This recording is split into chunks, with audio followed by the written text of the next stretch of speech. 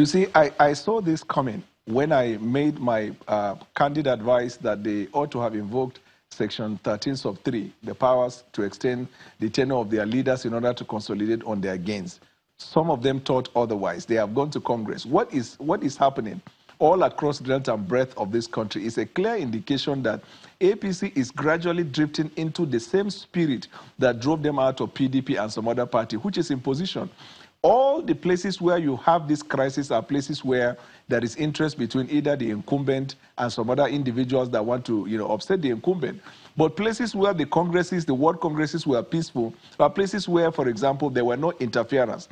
We have to focus on how we develop our institutions. That's why I do not give credence to one party superior over the other. The democratic process must be strengthened. The idea of imposing people, the idea of predetermining people, the idea of prejudging people is never going to help. Imagine in a place like Ekiti, SDP was able to have their ward congresses, they have their local government, they have even that of the state, peacefully without any form of crisis, and now they are going into the governorship primaries. APC ought to show leadership by example, and they ought to learn it from the president, who in all of his dealings had insisted that things must be done the right way. If you go to, I saw it that's going to happen in Oyo, I saw it's going to happen in Rivers, I know it's going to happen in all other couple of places. Imagine in Imo, where the governor, it is alleged that the governor has even decided who will be his running mate. So anywhere you have imposition, you are likely to have this kind of crisis.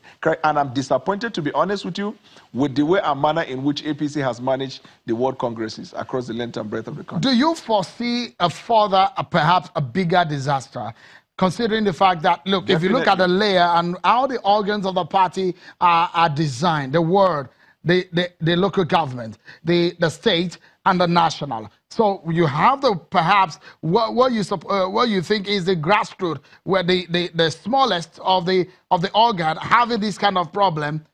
What do you imagine could happen in the coming days, especially this next weekend? I only hope that the worst does not happen, but if I want to give you a prediction, based on the trajectory that I've noticed, what has happened is just a prelude.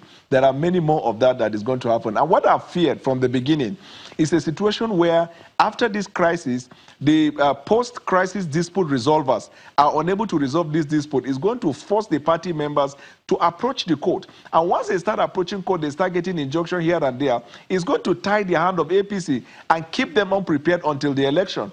So I saw it coming when I said if they want to consolidate on their gains, they have a place in their constitution that empower their people to extend the tenure of the people, consolidate on your gains, and then when you go to the next year, you can have that. But I can tell you this, and mark my words, this is just the beginning. You are going to see more of that. Let me come to you, Mr. Adigba. Ekiti politics now. What do you see happening? Do you, if whoever wins in the PDP, versus the APC that's yet to resolve its differences and put it out in order, what do you foresee happening in Ekiti? Well, first and foremost, I think there's a problem within the structure in Ekiti. I don't understand why people who are still in government, holding on to their positions, are candidates or aspirants in that process.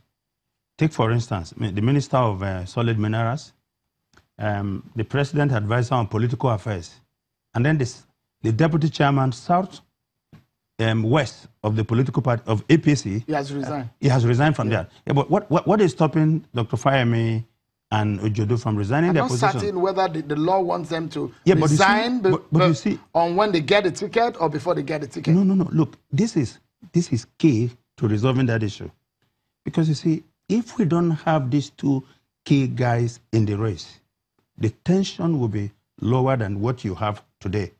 Because they have access to a lot of government goodwill, they have access to security and all that. And that's why you're having this problem. Yeah. Now, if the president has said, or the party has said, look, if you want to be governor in Ekiti, you have to first of all resign from your current position. Maybe some of them would have thought twice about joining this race. Right. And I think the number 33, by any standard, is too high. However, again, it speaks to the fact that there is this assumption that if you pick the ticket of the government at the center, you are likely to win the election. And that's why you have this problem. Well, so much we talk about. Stay with Channels Television. We'll bring you the latest coming from Ekiti. The results have been put together in the PDP governorship primary as we speak. Two candidates in the race, Professor Olushola and Mr. Dayo Adeyeye. We'll bring you up to speed on that as we get them. Thank you so much to my panel tonight on the program, Mr. Daniel Bwala, sitting in our Abuja studio, and Mr. Curtis Adigba. Both of them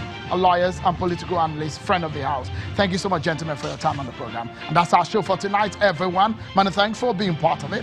I'm Sean Wakimbale. Bye-bye.